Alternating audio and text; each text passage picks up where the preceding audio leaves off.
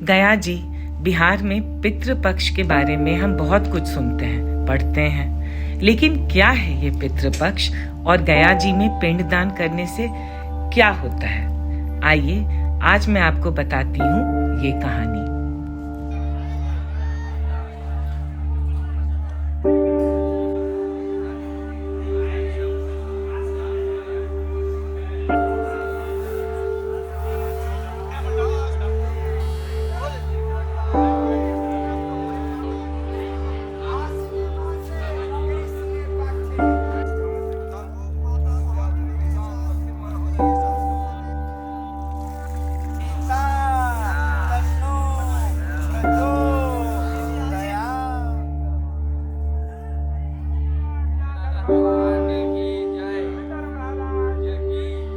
अगर बात हो पितृपक्ष और पिंडदान की, तो पूरी दुनिया एक जगह को देखती है, गया जी जो बिहार में है। आज हम यहाँ गया जी में हैं।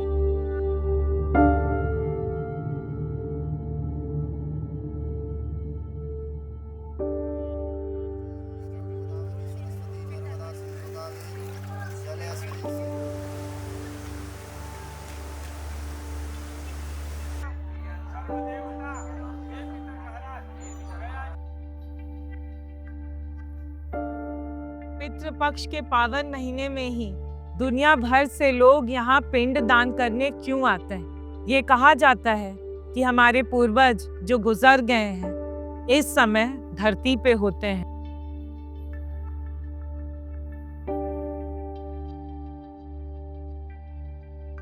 गया मोक्ष का भूमि है ना। यहाँ पे भगवान राम जी, लक्ष्मण जी और माता सीता जब 14 वर्ष वनवास काट के लौट रहे थे तो राजा दशरथ जी को मृत्यु हो गई थी, है ना।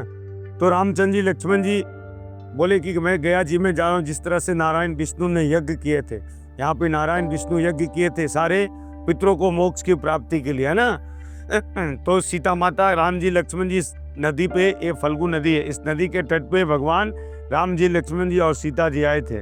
इस नदी में सीता जी को बैठाकर भगवान राम लक्ष्मण चल गए बाजार सामान लाने। इस नदी से राजा दशरथ को हाथ निकला और आकाशवाणी हुआ कि बेटी पिंडदान दो। माता सीता बोले कि आपको पुत्र को रहते हुए मैं एक बहू, मेरा अधिकार नहीं है, इसलिए मैं पिंडदान नहीं कर सकता हूँ। राजा दशरथ बोले कि मैं एक सौभाग्य स्त्री हूँ, मेरा पिंडदान कर दो। आप बोले कि पुत्र को रहते हुए मेरा बहू का अधिकार, इसलिए मैं पिंड नहीं कर सकता। बोले कि आप पिंड नहीं दोगी तो मैं श्राप दे दूंगा। बोले कि मैं एक सौभाग्य स्त्री हूँ, हमारे पास नदी का रेती है, सैंड बालू है, तो बोलिए मैं इस बालू को पिंडदान कर देता हूँ। वही सीता मैया ने अपने पिता राजा दशरथ को इस नदी फल्गु नदी में अपने पिता को बालू को पिंडदान देकर मुक्ति कर दी। राम जी लौटते हैं वापस, सीता माता बोले हमने तो पिंडदान कर दिया। बोले कि पुत्र को रहते हुए बहू का तो अधिकार नहीं होता है, इसलिए आपने कैसे पिंडदान किया? बोले आपके पिताजी नदी से हाथ निकाले और बोले मुझे पिंड दो, नहीं तो मैं श्राप दे दूंगा, इसलिए मैंने आपको पिताजी को इस नदी को, रेती को पिंडदान किए। राम जी बोले कोई देखा है? बोले 5 विटनेस, 5 गवाही है, 5 से आप पूछ लो, गौ, ब्राह्मण, तुलसी, फल्गु नदी, बटका झाड़ी।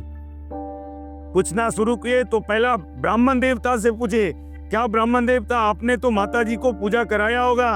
वो ब्राह्मण ने सोचे कि माता सीता ने पिंडदान किया तो हमारे तो कुछ पैसे कौड़ी, सोने वस्त्र तो मिला नहीं, राम जी आएंगे देंगे, मुझे भी मत मिलेगा। वो ब्राह्मण ने झूठ बोल दिया। ब्राह्मण को माता सीता श्रापित किए कि कली काल में आपके जितने भी धन संपत्ति मिलेगा मन में संतुष्ट नहीं होंगे। दूसरा गौ माता से पूछिए। गौ माता ने सोचे कि माता सीता ने रेती बालू को पिंडदान, नदी का मिट्टी हम तो खाएंगे नहीं, भगवान बाजार से फल फूल खोवा लाएंगे तो खाएंगे तो मेरे भी महात्म बढ़ेंगे। वो गौ ने भी झूठ बोल दिया। गौ को भी माता सीता ने श्रापित किया कि आपका मुंह अपवित्र रहेगा, आपकी मुख का पूजा नहीं होगा, आपकी पूछ का पूजा होगा। तीसरा बारी आया तुलसी पत्ता को। तुलसी माता ने भी सोचे कि माता सीता ने पिंडदान किया तो हमारे ऊपर तो चढ़ाया नहीं, अगर राम जी चढ़ाएंगे तो हम भी नारायण विष्णु के ऊपर स्पर्श होंगे।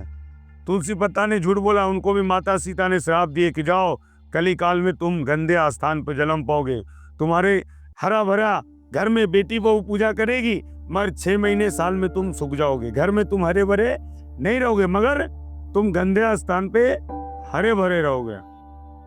चौथा नदी का बारी आया, इस नदी ने भी झूठ बोल दिया कि माता सीता ने अकेले पिंडदान किया, कोई देखा नहीं। अगर राजा रामचंद्र जी आएंगे तो सभी देवता आएंगे, तो हमारे ऊपर आएंगे तो हम भी गंगा कहलाएंगे। इसलिए नदी ने झूठ बोल दिया। नदी को भी माता सीता ने श्रापित दिए कि कली काल में जब बारिश होगा जल रहेगा, नहीं तो तुम सूखे रह जाओगे। एक वट का झाड़ी सच बोला कि हमने माता सीता जी को पिंडदान करते देखा। माता सीता ने उसे अक्षय वरदान दिया कि जब तक सूर्य चंद्रमा आकाश पाताल पृथ्वी रहेगा तब तक आप हरा भरा रहोगे। 4 ने झूठ बोल दिया। गया जी में सब जगह पिंडदान करने के बाद अगर बरगद के पेड़ के नीचे पिंडदान श्राद्ध नहीं किए तो आपका पिंडदान सफल नहीं हुआ। अब ये राजा दशरथ को पुत्र से मुक्ति क्यों नहीं मिला?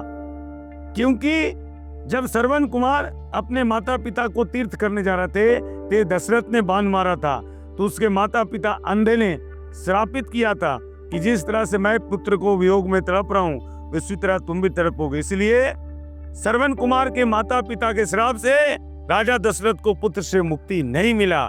इसलिए माता सीता ने स्वयं अपने ससुर को पिंडदान देकर मुक्ति की है। यहीं पे माता सीता ने आदि काल से चला आ रहा है ना कि जब भगवान सीता माता ने जब श्राद्ध कर दिए तो फिर हम लोग तो मनुष्य हैं। जब भगवान को मुक्ति कर सकते हैं तो हम लोग तो एक मनुष्य हैं। देखिए, इतनी बड़ी बात है कि पितृपक्ष में जो पिंडदान होता है वो एक औरत और मर्द मिल के करते हैं। ये ऐसा नहीं है कि पितृदान इट्स ओनली फॉर मेल।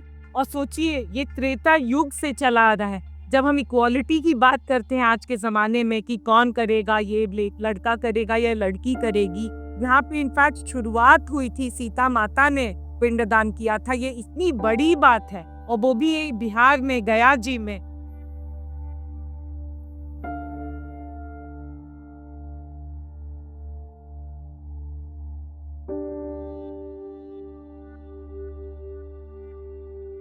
देखिए, यही फल्गु नदी जो श्रापित थी, तो पहले जब पिंड दान करना होता था तो डैम के बनने से पहले तो लोग यहाँ पे आके खोदते थे, नदी को खोदते थे, गड्ढे को खोदते थे, और उसमें से जो पानी निकलता था उसमें पिंड दान करते थे। लेकिन देखिए, अब डैम बनने की वजह से पानी ऊपर, हमेशा ऊपर रहता है, तो यहाँ पे लाखों श्रद्धालु आकर पूजा कर सकते हैं और कोई खोदने का जरूरत नहीं है अब।